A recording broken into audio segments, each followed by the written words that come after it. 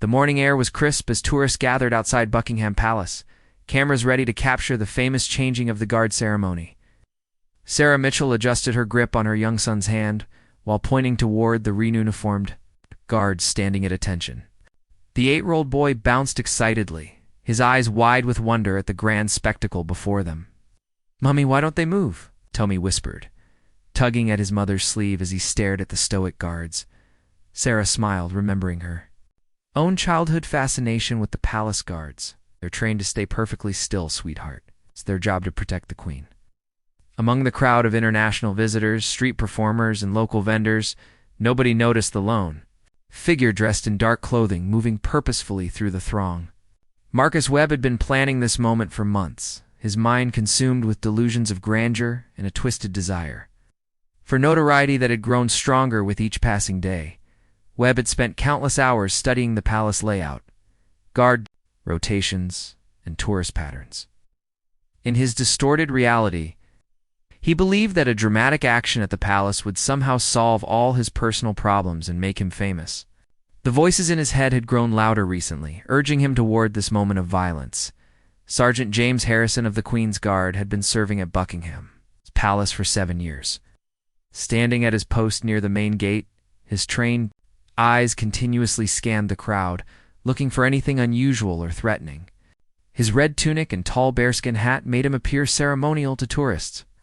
But underneath the traditional uniform was a highly trained soldier with years of experience in conflict zones. Harrison's colleague, Corporal David Chen, stood at the adjacent post, equally vigilant, despite his motionless appearance. The two men had developed an almost telepathic communication system over their years of service together, able to detect subtle changes in crowd behavior or potential threats. Without speaking a word, the morning had started like countless others. With tour groups arriving by the busload and individual families like Sarah's positioning themselves for the best views. Street artists sketched quick portraits while vendors sold miniature palace souvenirs. The atmosphere was festive and peaceful, exactly as it should be on a beautiful London morning. Webb moved closer to the palace gates, his hand reaching inside his jacket to feel the cold metal of the weapon he had brought. His breathing became rapid and shallow as adrenaline coursed through his system. In his confused mental state, he believed this act would somehow transform his meaningless existence into something significant. A group of Japanese tourists asked Sarah if she would take their photograph in front of the palace. She obliged temporarily, releasing Tommy's hand to hold their camera. The boy wandered a few steps closer to the gates. Fascinated by the intricate details of the guard uniforms and wanting a better view, Harrison noticed the small boy approaching and gave the slightest nod of acknowledgement, a subtle gesture that made Tommy grin with delight. Despite their strict protocols, the guards were trained to be aware of children in the crowd and ensure their safety while maintaining their formal positions. The crowd continued to grow as the ceremony time approached. On walking sticks while pointing out architectural details to each other, young backpackers snapped selfies with the palace in the background. A school group of teenagers listened half-heartedly to their teacher's historical lecture about the monarchy. Webb's agitation increased as he found himself swept along with the crowd movement. His original plan had been to approach during a quieter moment, but the density of people was making it difficult to get close to his intended target. Frustration began to mix with his already unstable mental state. Chen noticed a slight disturbance in the crowd pattern, a subtle shift in the way people were moving that his experienced eye immediately identified as potentially problematic. Couldn't yet see the source of the disturbance, but his body tensed slightly in preparation for whatever might develop. Sarah called for Tommy to return to her side, but the boy was completely entranced by watching the guards. She began moving through the crowd toward him, apologizing to other tourists as she squeezed past them. The Japanese tourists she had helped were now trying to return her kindness by offering to take a photo of her and Tommy. Together, Webb finally broke free from a cluster of tourists and found himself with a clear path toward the palace gates. His hand tightened on his weapon as he took the first purposeful step toward what he believed would be his moment of infamy. The rational part of his mind had long since been overwhelmed by delusion and rage. Harrison's peripheral vision caught the movement of someone approaching with an unusual gait and posture. Years of training had taught him to recognize the subtle signs of aggressive intent. And something about this individual's body language immediately triggered his professional instincts. The morning sun glinted off the palace windows as hundreds of tourists continued their peaceful sightseeing, completely unaware that in the next few moments, their pleasant London experience would transform into something far more serious and dangerous. The stage was set for a confrontation that would test the training courage. It's a quick thinking of the Queen's Guard in ways that no ceremony or drill could fully prepare them for. Webb's approach toward the palace gates became more erratic as his mental state deteriorated further. The weapon concealed beneath his jacket felt heavier with each step, and his breathing grew increasingly labored. Sweat began forming on his forehead despite the cool morning air, and his eyes darted frantically between the guards and the crowd around him. Sergeant Harrison's training kicked into high gear as he observed the suspicious individual's movement patterns. Without moving his head or changing his ceremonial posture, Harrison used his peripheral vision to track Webb's progress through the crowd. The man's behavior exhibited several classic signs of someone preparing to commit a violent act. Tommy Mitchell remained captivated by the spectacle before him, unaware of the growing tension. He stepped even closer to the gates, his small hand reaching out to touch the ornate ironwork, while his mother's voice calling for him became background noise in his excitement. Sarah pushed through the increasingly dense crowd with growing urgency. Her maternal instincts were telling her something wasn't right, but she couldn't identify exactly what was causing her unease. She could see Tommy near the gates, but found her progress blocked by a large tour group taking photographs.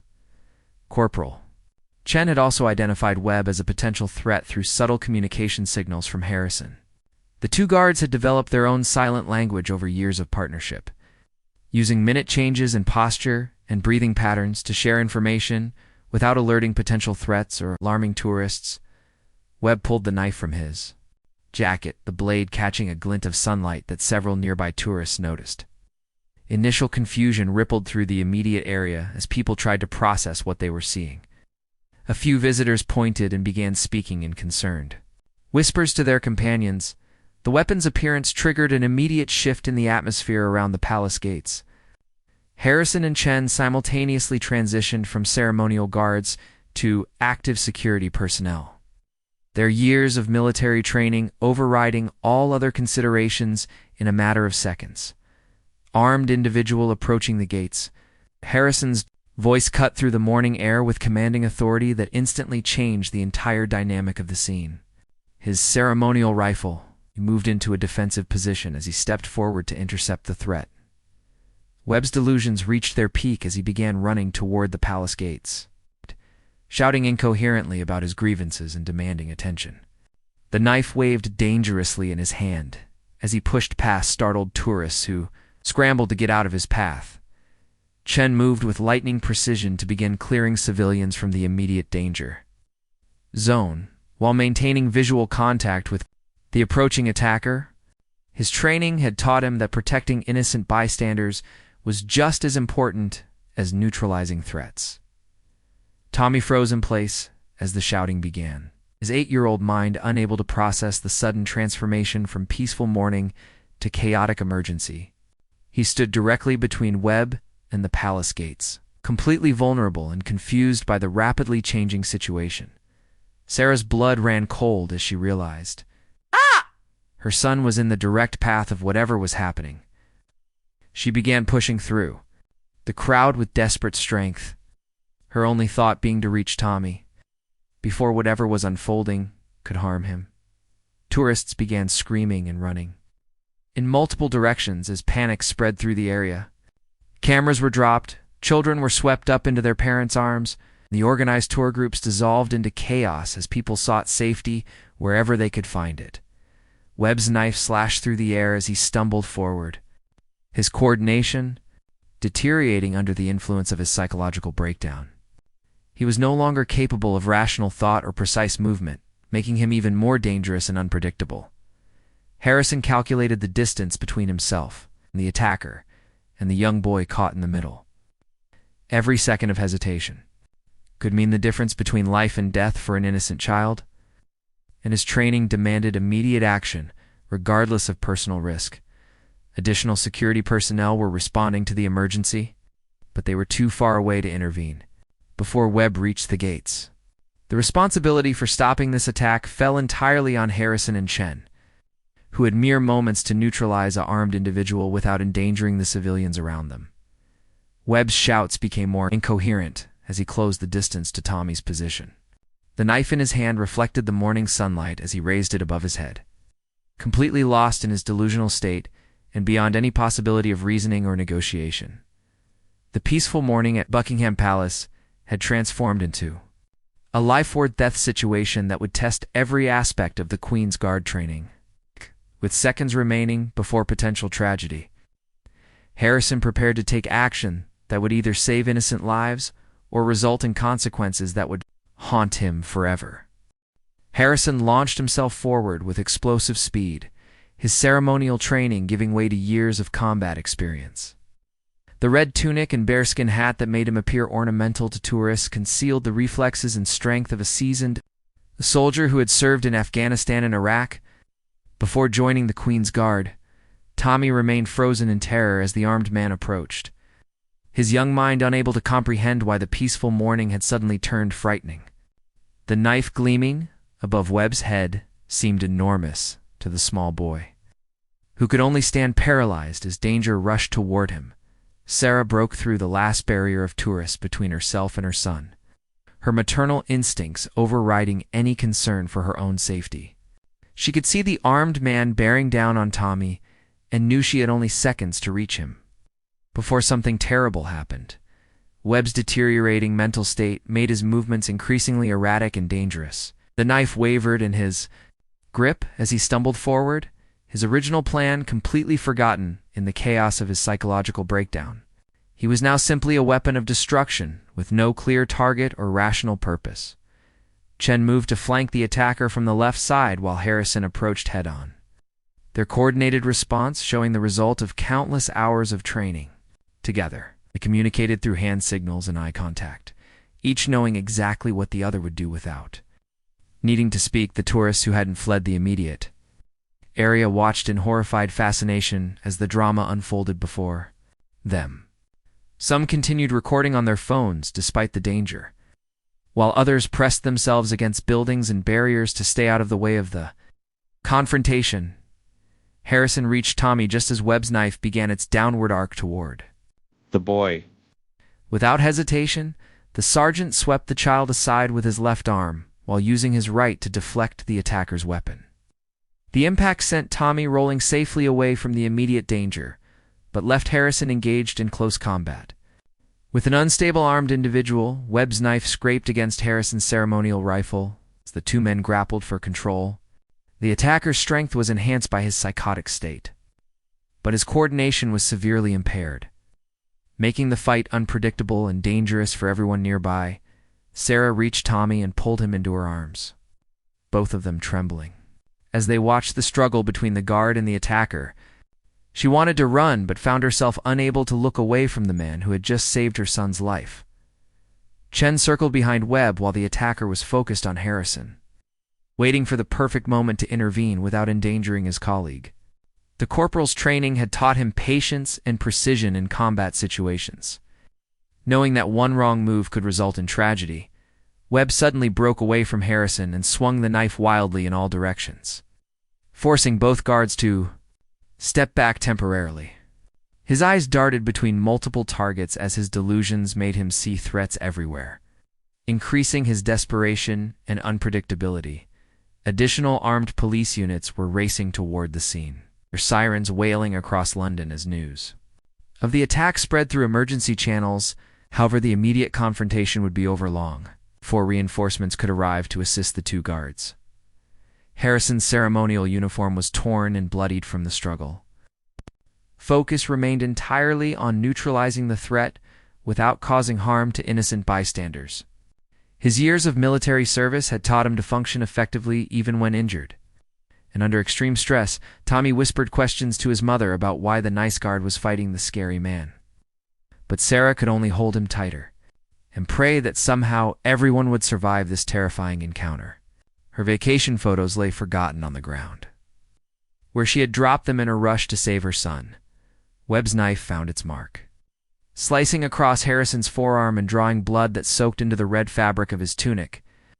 The wound would have incapacitated most people. The sergeant's training allowed him to continue fighting despite the pain and blood loss. Chen saw his opportunity as Webb became focused entirely on Harrison and the sight of blood on his blade.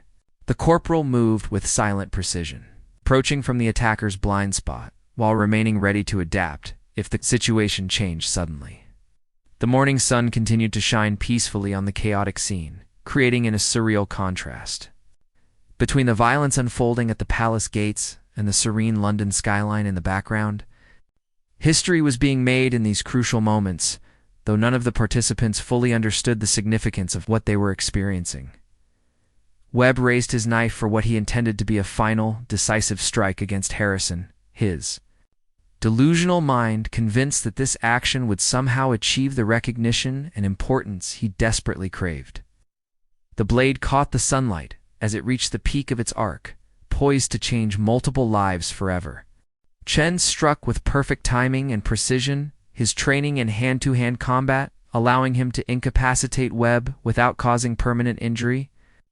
The corporal's approach from behind gave him the advantage he needed to end the confrontation, quickly and safely for everyone involved. The knife clattered to the pavement as Webb collapsed under Chen's expert restraint techniques, his weapon now harmless metal lying several feet away from where anyone could reach it. The immediate threat had been neutralized through the combined efforts of two highly trained guards. Working in perfect coordination, Harrison staggered slightly from blood loss but remained standing, his primary concern being the safety of the civilians who had witnessed the attack. Despite his injury, he began directing tourists away from the area while Chen secured the subdued attacker and waited for backup to arrive. Tommy looked up at his mother with wide eyes full of questions about what had just happened. But Sarah found herself unable to speak as the reality of how close they had come to tragedy began to sink in. She continued holding her son tightly while watching the guard who had saved his life. Webb lay motionless on the ground, his psychological break having passed its peak and leaving him in a confused, docile state. The delusions that had driven him to violence were fading, replaced by a growing awareness of the serious consequences he would soon face for his actions. Emergency. Medical personnel arrived at the scene within minutes of the confrontation's end, their training allowing them to quickly assess and treat Harrison's wounds while ensuring that Webb received appropriate medical attention for his obvious mental health crisis.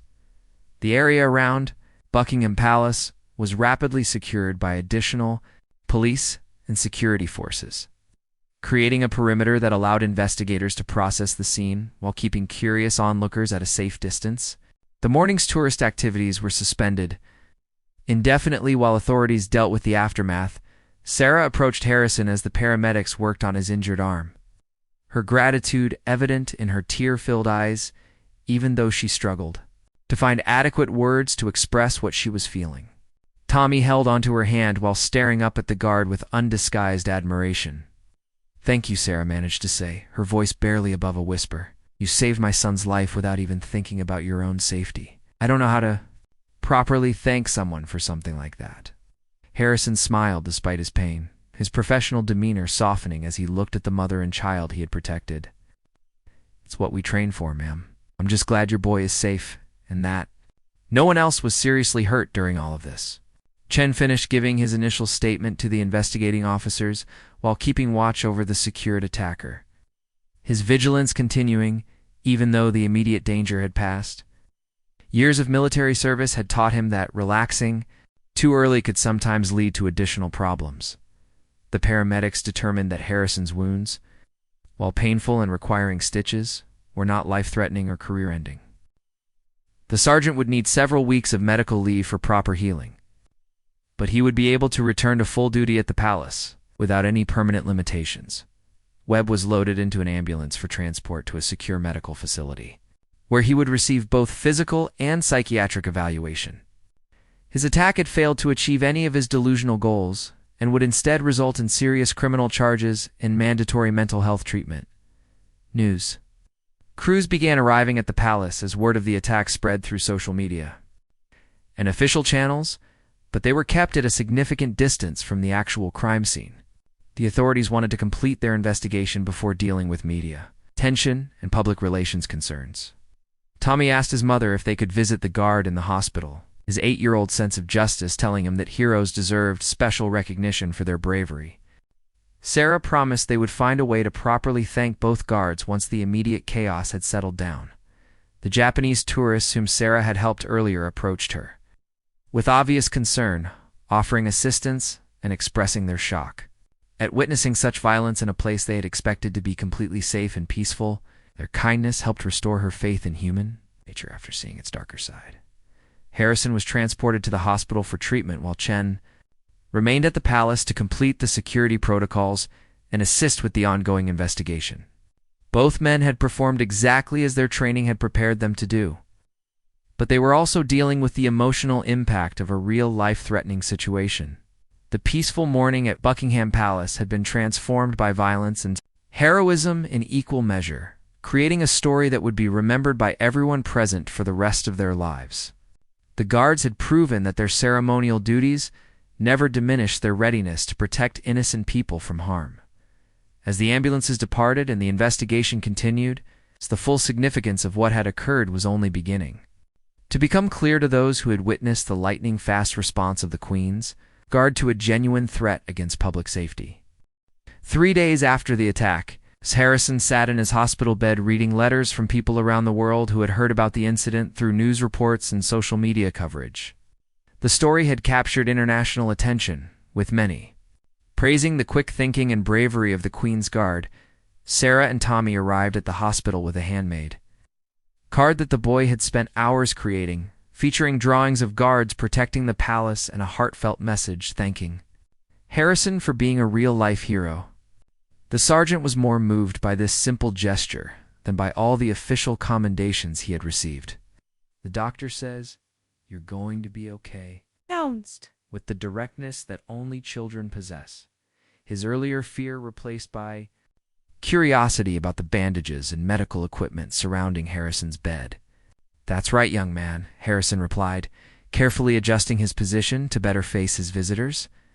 "These wounds will heal up just fine, and I'll be back at my post before you know it. The important thing is that you and your mom are safe and sound."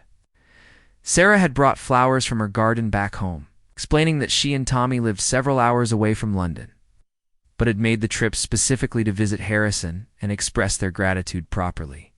She had been unable to sleep peacefully since the attack, her mind constantly replaying the moment when her son had been in mortal danger. Chen visited his partner every day after completing his duties at the palace, bringing updates about the ongoing investigation and messages of support from their fellow guards. The camaraderie among the Queen's Guard had always been strong, but this incident had deepened their bonds even further. "The whole regiment is proud of what we did," Chen told Harrison during one of these visits. "The commanding officer says we responded exactly as we were trained. But everyone knows it takes something extra to actually put yourself between a weapon and an innocent child." Webb remained in custody at a secure psychiatric facility, where doctors were working to stabilize his mental condition while preparing reports for the legal proceedings that would follow. His attack had been driven by severe psychological issues rather than any political motivation, making it more of a mental health crisis than a terrorist incident. The investigation revealed that Webb had been struggling with untreated mental illness for several years, losing his job and becoming increasingly isolated before his final break with reality. His case highlighted the importance of mental health resources and early intervention programs. Tommy had become something of a local celebrity at his school, where teachers and classmates wanted to hear first-hand accounts of his encounter with the palace guards. However, his mother was careful to emphasize the serious nature of what had happened while still allowing him to process the experience in age-appropriate ways. The Japanese tourists who had been present during the attack started a small fundraising campaign to send thank you gifts to both Harrison and Chen, feeling that their vacation had been made memorable by witnessing genuine heroism in action. Their gesture represented the international goodwill that the incident had generated. Media. Interviews with Harrison focused on his military background and training, but he consistently redirected attention to the importance of the Queen's Guards' mission and the professionalism of all his colleagues. He was uncomfortable with individual praise, preferring to highlight the institutional excellence that made such responses possible.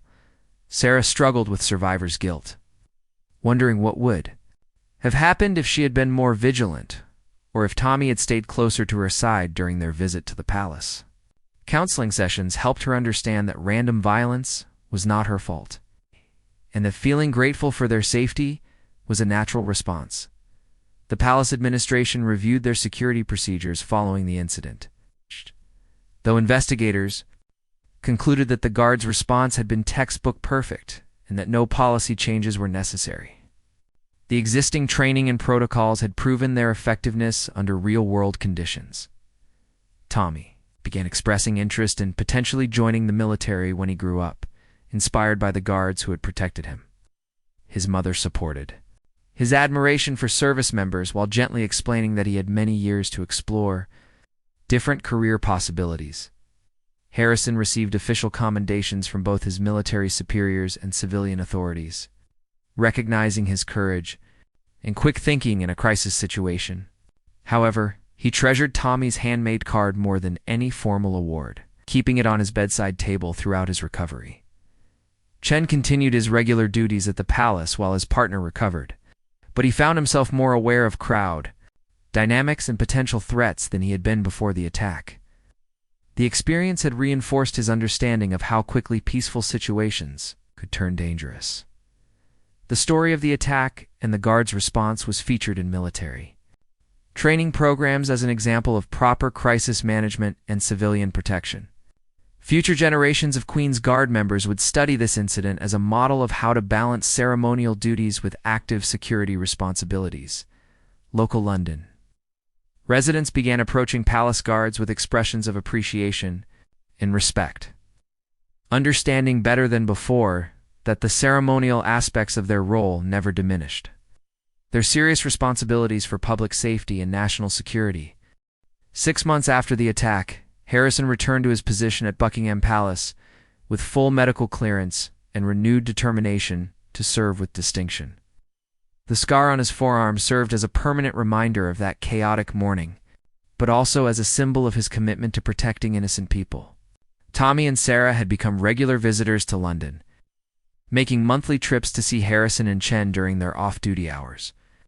The friendship that had formed through crisis had grown into something resembling an extended family relationship, with the guards becoming honorary uncles to the young boy.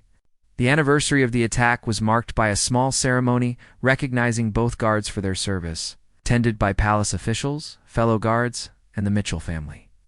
Harrison and Chen were presented with medals for valor, though both men emphasized that they had simply done their jobs as trained. Webb had been sentenced to treatment in a secure mental health facility rather than prison, with experts testifying that his attack had been the result of severe psychological illness rather than criminal intent. The case had contributed to increased funding for community mental health programs designed to prevent similar incidents. Sarah had written a book about her family's experience, with proceeds donated to charities supporting both military veterans and mental health awareness. The book provided a civilian perspective on the attack, while honoring the courage of the guards who had protected her son. Tommy's admiration for the Queen's Guard had evolved into a broader interest in public service careers, though he still maintained that he wanted to be a palace guard when he grew up. His bedroom walls were decorated with pictures of Harrison and Chen, along with information about military history and service opportunities. The palace tourism industry had actually increased following the incident, with many visitors expressing interest in seeing where such dramatic events had unfolded. Tour guides now included information about palace security and the dual role of the Queen's Guard in their regular presentations to visitors. Harrison found that his experience had made him a more effective leader among younger guards, who sought his advice about handling high-pressure situations and maintaining focus during ceremonial duties. His reputation for calm professionalism under stress made him a natural mentor figure. Chen had been promoted to sergeant following his exemplary performance during the crisis, and he continued working alongside Harrison at the palace. Their partnership had been strengthened by shared experience, making them one of the most effective security teams in the Queen's Guard. The Japanese tourists who had witnessed the attack maintained correspondence with both guards, sending periodic updates about their lives and expressing continued gratitude for the professionalism they had observed. Their fundraising efforts had resulted in substantial donations to military charities. Webb's mental health had improved significantly with proper treatment, and he had written letters of apology to Harrison, Chen, and the Mitchell family. While his actions could never be undone, his progress represented hope for others struggling with similar psychological challenges. Local schools began inviting Harrison and Chen to speak to students about careers in military service and the importance of mental health awareness. These presentations combined education about service opportunities with discussions about recognizing and addressing psychological struggles before they became dangerous. The security footage of the attack had become part of international training materials for protection services worldwide, demonstrating how proper training and teamwork could neutralize threats while minimizing harm to innocent bystanders. Guard's response was now considered a textbook example of crisis management. Sarah had overcome most of her anxiety about the attack through therapy and the ongoing friendship with the guards who had saved her son. She had become an advocate for both military support organizations and mental health awareness programs in her community. Tommy celebrated his 9th birthday with a party attended by Harrison and Chen, both in civilian clothes but still recognizable to the boy as his heroes. The guards brought military-themed gifts, while emphasizing the importance of education and good choices in achieving any career goals. The morning patrols at Buckingham Palace continued with renewed awareness of the balance between ceremonial duties and security responsibilities. Every guard understood that their role required constant vigilance, despite the peaceful nature of most tourist interactions. Harrison often reflected on how quickly life could change, remembering the moment when he had to choose between personal safety and protecting an innocent child. He never doubted that he had made the right choice, and he remained prepared to make similar decisions if circumstances ever required them again. The story of the attack had become part of palace history, joining countless other tales of duty, service, and sacrifice that defined the tradition of the Queen's Guard. Future generations would learn about this incident as an example of ordinary people responding to extraordinary circumstances with courage and professionalism. As Harrison stood at his post on quiet mornings, watching tourists gather for the changing of the guard ceremony, he remained alert to potential threats while appreciating the peaceful scenes around him. Ow!